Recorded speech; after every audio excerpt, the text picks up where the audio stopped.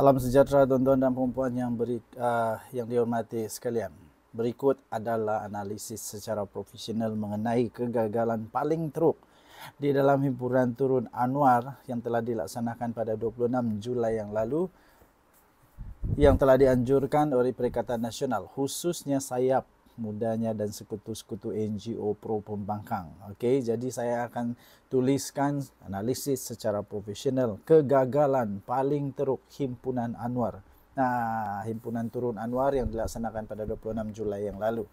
Okey, saya akan jelaskan analisis secara profesional. Jadi anda mesti dengar, anda mesti share video ini supaya ramai orang tahu, ramai orang insaf dan tak buat lagi. Sebab semuanya gagal, tak ada gunanya pun. Okey. Tapi sebelum itu saya ingin kongsikan satu produk Transofactor, iaitu produk kesihatan untuk imun badan, boleh meningkatkan sehingga 473% kekuatan imun badan. Bagi anda yang memang ada masalah kesihatan, yang mau kekalkan kesihatan atau nak buat bisnes kecil-kecilan, bolehlah bermula dengan Transofactor ini. Okey, boleh meningkatkan imun badan yang ada penyakit darah tinggi, kencing manis, 3 serangkai, gout, kolesterol, sakit mata, sakit saraf, sakit lelaki, sakit perempuan, apa sajalah. Okey, apa saja jenis penyakit memerlukan imun badan yang baik, yang pandai, yang bijak, yang kuat. Ini Transofactor sudah dibuktikan secara saintifik, digelar miracle ajaib daripada saintis. Okey, kemudian telah pun dikaji selama lebih daripada 70 tahun, ada clinical abstractnya, dan paling penting sudah diterima oleh doktor-doktor di serata dunia, telah masuk di dalam Physician Desk Reference, buku rujukan para doktor di serata dunia. Okey, kita teruskan analisis kegagalan strategik himpunan turun Anwar pada 26 Julai yang lalu. Nombor 1, of course, kegagalan paling teruk dan memalukan adalah kehadiran yang terlalu rendah jangkaan dan realiti. Jangkaannya 1 juta orang, jangkaannya 500,000, jangkaannya beratus-ratus ribu, tapi yang turun hanya lebih kurang 20,000 orang sahaja. Ini sangat-sangat gagal. Perikatan Nasional menjangkakan ribuan, malah 1 juta orang, kata Hamzah Zainuddin. Bahkan mempromosikan angka RM20,000 seperti himpunan besar-besaran zaman reformasi. Namun realitinya dianggarkan sangat sedikit yang hadir pada ketika itu. Implikasinya, tuan-tuan dan puan, ini menjejaskan kredibiliti Perikatan Nasional sebagai kononnya gelombang rakyat. Malah ini memberi ruang kepada musuh politik untuk mengejek, menjadikan ini bahan yang dilihat sebagai satu kelemahan mobilisasi yang tidak dapat disembunyikan. Kemudian ini juga menunjukkan adanya disconnect di antara kepimpinan dan rakyat akar umbi, khususnya pengundi bandar dan golongan muda. Yang hadir di sana orang dari mana? Okey, itu nombor 1. Nombor 2, jelasnya ada satu naratif yang lemah dan tidak pun menyatukan isu-isu. Isu-isu yang ditengahkan langsung tidak kelihatan. Malah kalau ditanya kenapa berkumpul, mereka pun tak tahu. Nak turun Anwar. Kenapa perlu turun Anwar? Lepas tu ditanya kalau Anwar turun jadi Perdana Menteri, siapa penggantinya? Tak tahu. Semua bengong. Jawapan A lain, jawapan B lain, semua lain-lain. Tema turun Anwar terlalu pribadi dan tidak pun menjangkau masalah rakyat kebanyakan. Isu kos sara hidup dan ketidakpuasan terhadap ekonomi tidak ditonjolkan secara strategik.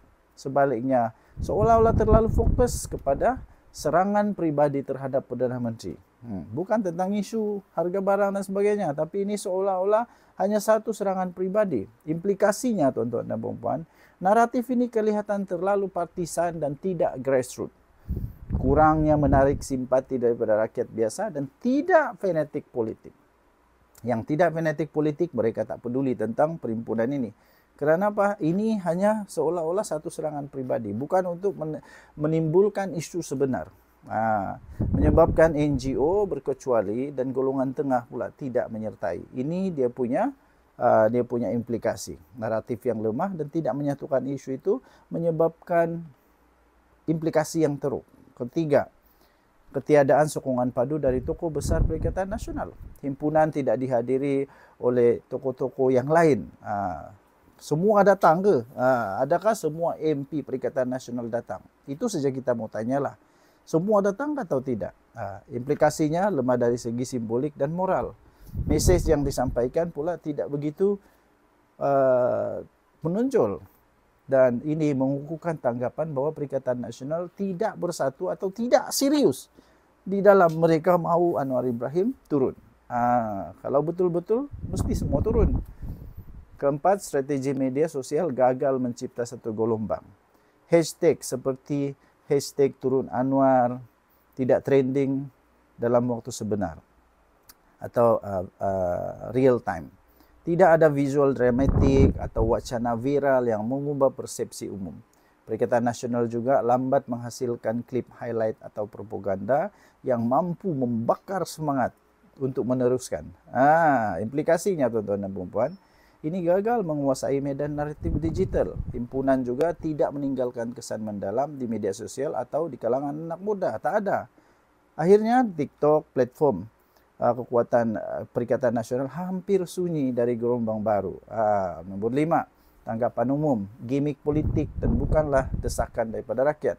Ramai penganalisis dan rakyat melihat ia sekadar satu aksi politik elitis, bukan manifestasi tekanan rakyat sebenar. Berbeza dengan gelombang rakyat era bersih ataupun hashtag tangkap Najib, himpunan ini tidak menampilkan watak rakyat yang mahren. Implikasinya, ini tidak berjaya mengubah persepsi pengundi atas pagar. Dan ini diperlihatkan sebagai strategi terdesak Perikatan Nasional untuk kekal relevan. Kemudian implikasinya yang ketiga, ini memberi kelebihan moral kepada kerajaan Madani untuk terus menonjolkan kestabilan.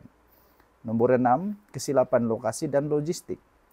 Pemilihan lokasi yang kurang strategik, kekeliruan tempat berkumpul, dan kawalan logistik yang lemah telah menyebabkan penyertaan terganggu. Tiada pentas rasmi, tiada struktur, dan kurang profesional dari segi koordinasi. Implikasinya, kelihatan amat amatur dan tidak bersedia. Ini juga membuat rakyat rasa tidak selamat dan kurang selesa untuk menyertai. Seterusnya, ia menjadi bahan troll. Implikasi kepada ini adalah menjadi bahan troll oleh media pro kerajaan. Nomor 7. Kegagalan yang kita dapat lihat adalah tidak dapat memanfaatkan momentum ketidakpuasan awam. Walaupun kerajaan berdepan tekanan akibat isu kos sara hidup, ringgit yang jatuh, subsidi diesel, Perikatan Nasional gagal memanfaatkan momen ini untuk mencipta tekanan politik. Tiada follow up jelas selepas himpunan berlaku. Nah, implikasinya tuan-tuan dan puan-puan, ini peluang keemasan terlepas begitu sahaja. Dan implikasi yang kedua, mesej kepada kerajaan, pembangkang belum bersedia menjadi satu alternatif. Kesimpulan secara profesional, himpunan turun Anwar pada 26 Julai itu bukan sahaja gagal secara fizikal, yaitu jumlah kehadiran, tetapi lebih parah, gagal dari segi simbolik, gagal dari segi strategik, gagal dari psikologi politik. Ia memperlihatkan seolah-olah adanya kekeliruan dalam arah tuju Perikatan Nasional. Malah ia juga memperlihatkan adanya kelemahan dalam membina naratif politik yang berakar umbi. Dan yang ketiga, ia memperlihatkan juga ketiadaan jentera muda yang benar-benar terlatih dalam aktivisme moden. Jadi walaupun begitu saya tetap mencadangkanlah kepada Perikatan Nasional kan. Selepas ini kalau mau buat begitu lagi, saya cadangkan beberapa strategi untuk Perikatan Nasional. Nomor 1, binalah naratif rakyat, bukan anti Anwar semata-mata. Nomor 2, libatkan semua tokoh-tokoh kamu. Wujudkan satu kesatuan image, bukan hanya separuh begitu. Gunakan TikTok dan visual cinematic untuk influence. Lepas itu apa lagi? Juga giat turun padang sebelum membuat aksi jalanan. Tinggalkan komen Anda, kita jumpa lagi. Bye-bye.